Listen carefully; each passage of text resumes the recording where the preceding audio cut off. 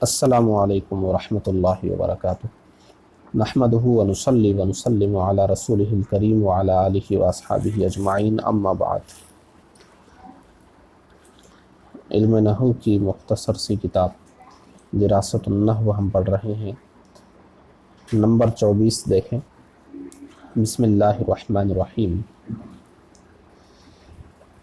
اسم کی دو قسمیں ہیں،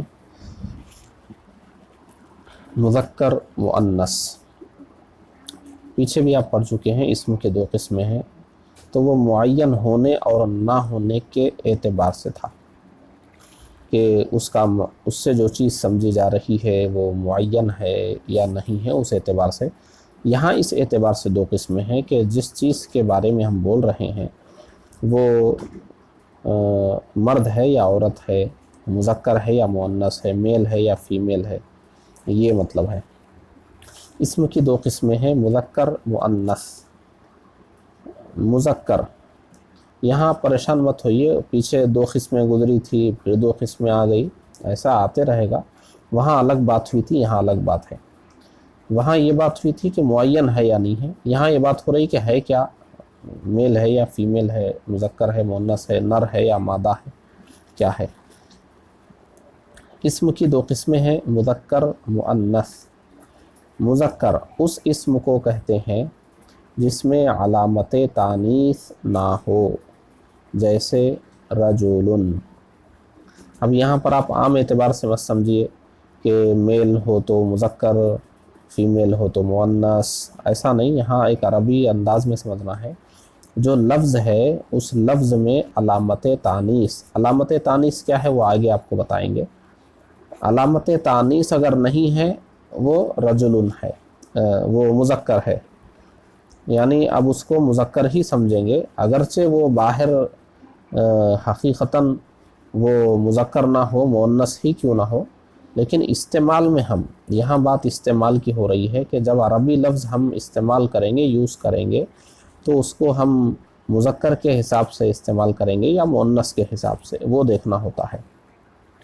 تو مذکر اس اسم کو کہتے ہیں جس میں علامت تانیث نہ ہو، یعنی اس لفظ کے اندر کوئی حرف وغیرہ یا کوئی علامت تانیث نہ ہو، جیسے رجل، اس میں کوئی بھی علامت تانیث نہیں ہے، یہ دو پیش بھی کوئی علامت تانیث نہیں ہے، کچھ بھی نہیں ہے، یعنی عربی زبان میں لفظ کے اندر جو حرف ہونے سے اس کو مؤنث سمجھا جاتا ہے، ایسا کچھ بھی یہاں نہیں ہے۔ اب مؤنث دیکھیے، اس اسم کو کہتے ہیں جس میں علامت تانیث ہو، جیسے امرأۃ۔ یہ جو آخر میں تا ہے، چھوٹی سی گول تا، اس کو بولتے ہیں تائے مدورہ۔ یہ ہو اگر لفظ میں، اس کا مطلب وہ لفظ ہے مؤنث۔ اب دیکھیے علامت تانیث چار ہیں، کیا کیا ہیں؟ تائے متحرکہ، جو حالت وقف میں ہا بن جائے، تائے متحرکہ نتاج اس پر زبر زیر پیش کچھ ہو، متحرک ہو، جو حالت وقف میں یعنی وہاں رک جائیں تو وہ ہا بن جائے، جیسے طلحۃ۔ دیکھیے یہ تا ہے، اس پر پیش بھی ہے، متحرک بھی ہے، اگر ہم یہاں ہی رک جائیں تو طلحۃ نہیں کہیں گے، طلحہ، یہ ہا پڑیں گے، تو دیکھیے وقف میں ہا بن جاتی ہے یہ گولتا، تو یہی ہے مؤنث ہونے، طلحہ۔ اب یہ جو لفظ طلحہ ہے یہ مؤنث ہے، کیونکہ اس میں علامت تانیث تا پائی جا رہی ہے، یہ گول تا علامت تانیث ہے۔ ایک ہو گئی علامت تانیث، دوسری دیکھیے، یعنی علامت تانیث مطلب وہ لفظ مؤنث ہے، اس کی علامت ہے یہ۔ اب ہم یہ مؤنث کی طرح ہی آگے پیچھے کے الفاظ لائیں گے۔ الف مقصورہ زائدہ، جیسے حبلا۔ اب یہ جو آخر میں جو ہے الف مقصورہ آیا ہے، اب الف مقصورہ کیا ہے وہ آگے ہم آپ کو سمجھائیں گے، فی الحال یہاں سمجھ لیجئے یا ہے اور کھڑا زبر ہے، اس حساب سے آپ سمجھ لیں کہ یہ بھی ایک طرح سے مؤنث ہونے کی علامت ہے، علامت تانیث ہے۔ الف مقصورہ زائدہ، یہ یاد کر لیجئے آپ بس۔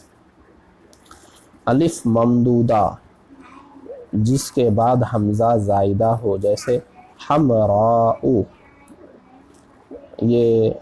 اس کو ہم یہاں جو الف ہے اس کو الف ممدودہ کہتے ہیں، یہ جو الف ہے، الف ممدودہ کے بعد حمزہ بھی ہے، تو اس طرح آخر میں جب الف اور حمزہ ہوتا ہے تو یوں سمجھ لیں عام انداز میں کہ وہ بھی علامت تانیث ہے۔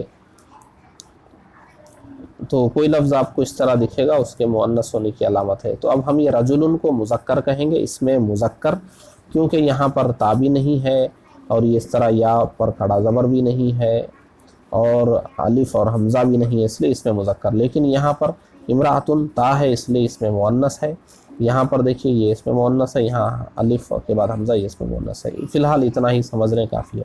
تائے مقدرہ یعنی تا لکھی ہوئی نہیں ہوتی الفاظ میں مگر وہاں اندر ہوتی ہے، جیسے اردن، اب یہ اردن میں تا ہے،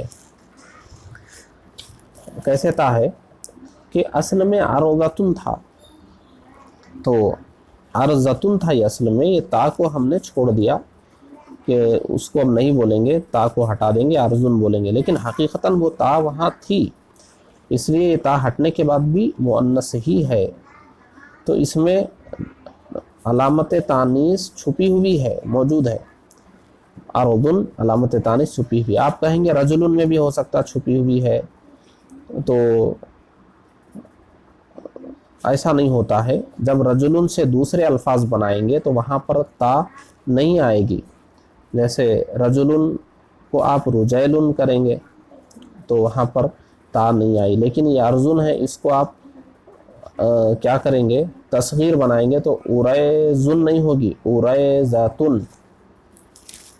دیکھیے لفظ ہم بدل دیے، تصغیر کیا ہے، چھوٹا کا معنی پیدا کرنے کے لیے، اریزاتن چھوٹی سی زمین۔ اب یہ ارزن سے کئی الفاظ آتے ہیں، ارزن ہے، اب ایک تصغیر کا صیغہ بھی ہے، وہاں پر اب یہ تا ظاہر ہو گئی، اریزاتن آ گئی، تو یہاں آ کر معلوم ہو گیا کہ تا موجود تھی، یہاں آ کر اس کی اصلیت ظاہر ہو گئی۔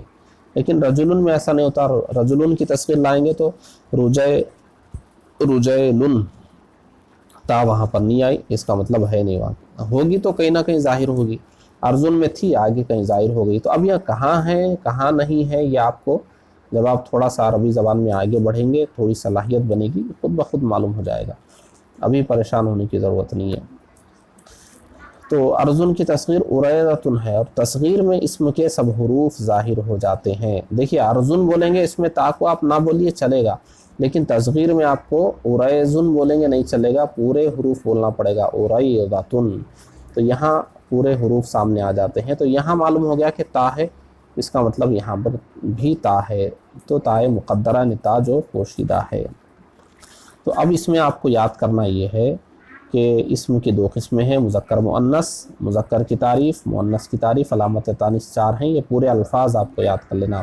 اب اس سے اب الفاظ کم نہیں ہو سکتے، جتنے الفاظ کم ہو سکتے تھے وہ سب صاحب کتاب نے اس میں کم کر دیے ہیں۔ آپ چاہیں گے اور کوئی نحو کی اور چھوٹی سی کتاب ہو، ایسا نہیں ہو سکتا، یہی سب سے چھوٹی کتاب ہے، اسی کو آپ ایک ایک لفظ کو یاد کر لیں۔ جس مؤنث میں تا مقدر ہو اس کو مؤنث سماعی اور مؤنث معنوی کہتے ہیں، اس کو یاد کر لیں۔